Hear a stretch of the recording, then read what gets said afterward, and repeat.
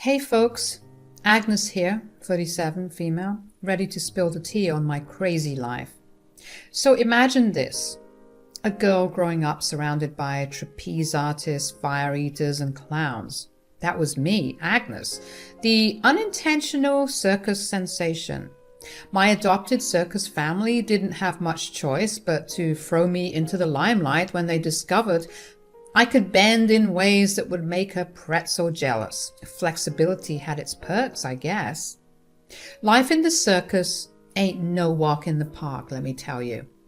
We were a bunch of misfits surviving in a dying industry. Gigs were as unpredictable as the weather, and when the crowds didn't show up, desperation set in. That's when we turned to the gray areas of legality to make sure we had enough cash to keep going. Now, I never knew my birth parents. I was just a toddler when the circus adopted me. I suppose they saw my potential and thought, hey, we can make some money off this kid. Not the most glamorous start to life, but hey, at least I got some cool circus skills out of it. But being the circus oddity came at a cost. No school dances, no high school crushes, just a relentless grind of circus life. At 16, I couldn't take it anymore. I wanted out. I wanted a taste of normalcy.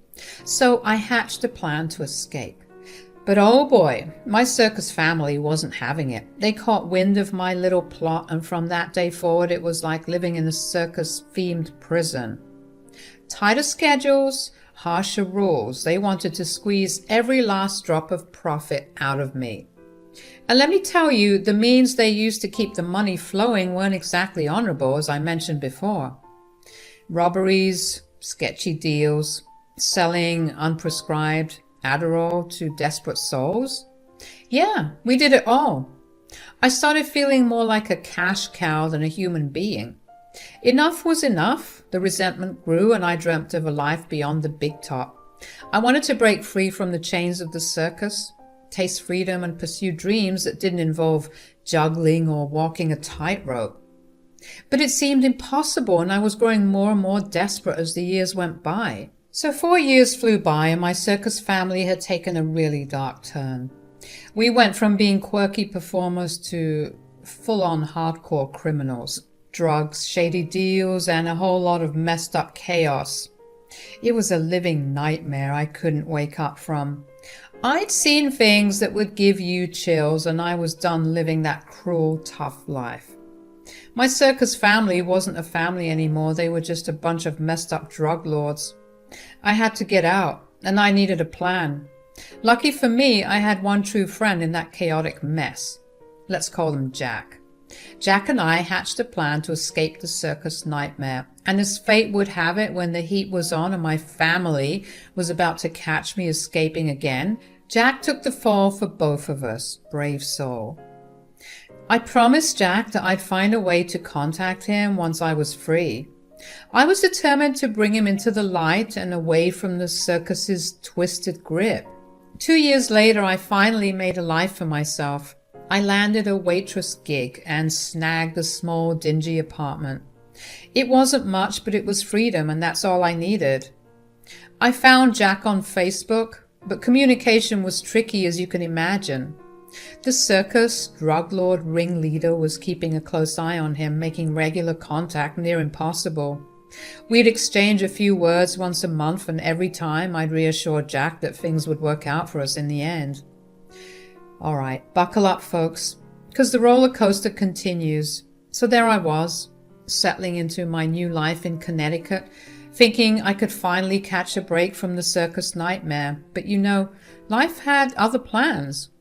One day I decided to check on Jack like I would usually do. But what I saw made my heart drop. A terrifying text from Jack's account explained that the other family members had found his secret social media profile. Panic mode initiated. They threatened me, said that they were loaded now from all the illegal activity and ready to hunt me down for revenge.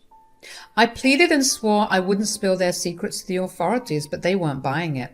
Loose ends needed tying up, and I was on their list. Now imagine living with the constant fear that you're being watched. I changed my social media and my identity, but somehow those circus creeps always found a way to reach me. Every year or so, an ominous message with a clown emoji would pop up. I found you. It was like a never-ending horror show, and I didn't know what to do. You might be wondering why I didn't run to the police. Fear. Pure, unadulterated fear. I'd been involved in their illegal activities, and although I was forced and coerced into it, I was terrified of getting into trouble myself. So I kept moving, changing places, hoping to outrun the ghosts of my past. For a while, Connecticut seemed like a safe haven, thank God. I got odd jobs and gardener gigs, just trying to make ends meet. That's when I met Clinton, a nice guy who hired me for various odd jobs around his place. Clinton and I hit it off. He would always laugh at my jokes, and he found it cool that I had a background in the circus. Eventually we started dating. Things felt normal, happy even. For a while I could almost forget the circus nightmare that kept lurking in the shadows. Clinton and I were on fire. Every day he'd tell me he loved me and I was falling head over heels for the guy. Love was in the air, and it wasn't long before we decided to throw a shotgun wedding. Yep, we were so crazy about each other that we just couldn't wait.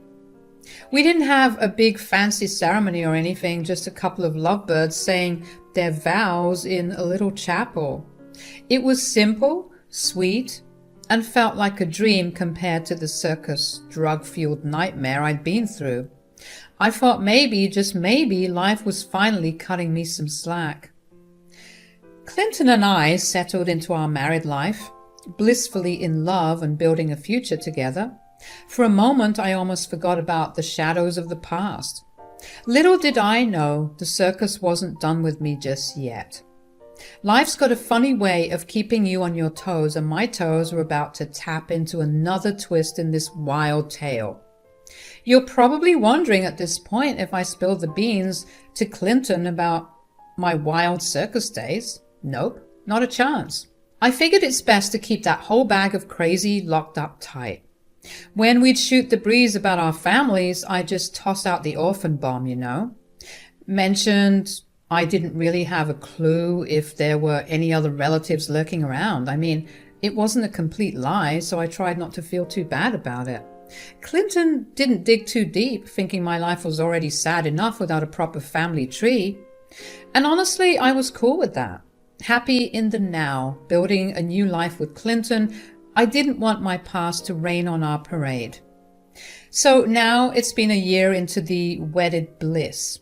I was doing the laundry, minding my own business as one does. As I'm sorting through the clothes, what do I stumble upon? A pair of panties that sure as heck weren't mine. I went full-blown ballistic. I mean, who wouldn't?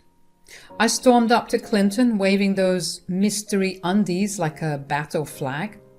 He's got this deer-in-the-headlights look, stammering like a kid caught with their hands in the cookie jar, and I'm standing there demanding answers, thinking, is this guy for real?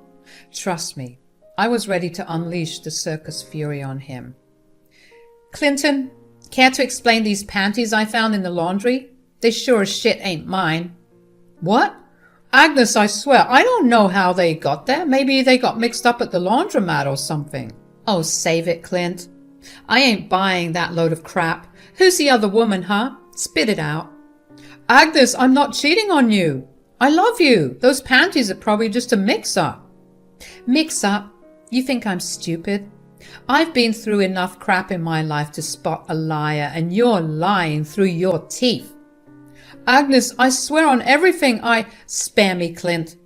You're just like the rest of them, a big fat liar. You're overreacting, Agnes. Overreacting? I've been through literal hell. And now this. I won't be played for a fool. You're being irrational. Just calm down and listen. Calm down? You've got some nerve, Clinton. You cheat on me and you have the gall to tell me to calm down? And so the shouting match went on, each word cutting deeper than the last. The trust we had built seemed to turn to dust at that moment. When I looked at him that day, it was like I was looking at a stranger. Yeah, so things got worse, if you can believe it. Clinton just kept on cheating and I kept on letting it happen. It's like I was stuck in this messed up loop, you know. Every time I caught him, it was a new low. Lipstick on his collar, smelling like some other woman's perfume. He even had the nerve to call me by someone else's name. And sometimes he'd straight up admit it. And it wasn't like he was trying to hide it anymore. No, sir. He'd almost show it off, flaunting his affairs like some twisted game. When I'd lose it, he'd just throw it back at me. Clinton, seriously, why do you treat me like crap? What's your deal? You think I'm stupid? Honestly? Yeah. What? You heard me. I think you're stupid. Why are you still here if you hate me so much? Why are you still here if you don't like me enjoying myself? Are you high or something? It's because I love you. No, I don't think so. I think it's because you're obsessed with me. What? Admit it. You need me, babe. You're obsessed with me. Obsessed? You're out of your mind. Why would anyone be obsessed with a cheating jerk like you? Look around, Agnes. You got nothing without me. Now, why don't you just leave? I don't know, okay? But that doesn't mean I need you. Sure. Admit it, Agnes. You're hooked on me. You can't resist. No, I'm not. I just thought we could have a decent life together. Decent life with you? Come on, Agnes. You know you can't do any better. Maybe I can't. That's right. You're stuck with me and you know it. I didn't really know what to say after that. I mean, sure, I was furious, but this twisted fear of being alone kept me hanging on. I'd rather put up with his crap than face the ghosts of my past, you know? After a while of this crap, I stopped fighting it. I stopped questioning him. It was like I became numb to it all. More years rolled by and Clinton just kept at it. There were times when I'd catch him right in our bed with another woman and I felt like I couldn't even fight back. I was stuck, drowning in this mess I couldn't escape. It's crazy how fear can make you do things you never thought you would. So there I was, turning 36, thinking maybe things would take a turn for the better. Boy, was I wrong. Life decided to throw me another curveball. Clinton continued his cheating antics. It was almost comical at this point. Lipstick on his collar, late-night calls, the whole shebang. I barely flinched anymore. It's funny how you can get used to your own personal hell. Nights that used to be filled with silent sobs now felt eerily quiet. No more tears. It's like my soul has run out of water. But this is where things took a turn. You remember that toxic circus family I mentioned earlier? Yeah. Turns out they found me. Got a nice little DM on my Instagram saying, "Nice try," when they figured out I was going by a different name and decided to drop me a threatening note. I felt a chill run down my spine. How the heck did they find me again? I changed my name, my location, everything. It felt like they had eyes everywhere, and suddenly all the old fears and nightmares came rushing back. I tried to shake it off and focus on my life with Clinton, or whatever was left of it, but it was like trying to ignore a storm that was about to wreck everything. I couldn't escape the feeling that my past was catching up, and it was bringing a world of trouble with it. Turns out, they weren't too worried about chasing me down all these years because they were too busy swimming in their pool of ill-gotten gains. But now the fuzz was about to rain on their parade. They texted me their threats, trying to squeeze me like an old rag. The grand plan? They wanted to wire their dirty money into my account, making me the fall guy when the law came knocking. Real classy, right? They weren't asking, they were demanding. "Give us your bank details, Agnes," they sneered, thinking they had me cornered. Threats echoed through the phone, promises of ruining my life if I dared to defy them. They even had the audacity to tell me I should be grateful they left me alone all these years and that taking the fall for all their crap was the least I could do since I abandoned them. I begged and pleaded, but they were heartless, and that's when the light bulb flickered in my head. A twisted plan was forming. "Sure. Wire the money," I texted back. I tossed my bank details their way like a juicy bone to a pack of wolves. They boasted about sending $500,000 anonymously, thinking they were the puppet masters pulling the strings. Little did they know I was about to turn the tables and make their puppet show a comedy of errors. Let the circus games begin. The next day, I approached Clinton with a carefully crafted email from none other than yours truly, but he didn't know that. I told him that I did indeed have some long-lost relatives tucked away in a European royal family. I said that the patriarch of this imaginary clan had kicked the bucket, and now yours truly was set to inherit a tidy sum. I laid it on thick, pulling out all the stops. The waterworks were in full swing as I poured my heart out to Clinton. He sat there staring at the email like it held the secrets of the universe. I made sure to sprinkle just the right amount of drama, making my tale of royal connections sound so convincing that he'd think Shakespeare himself penned it.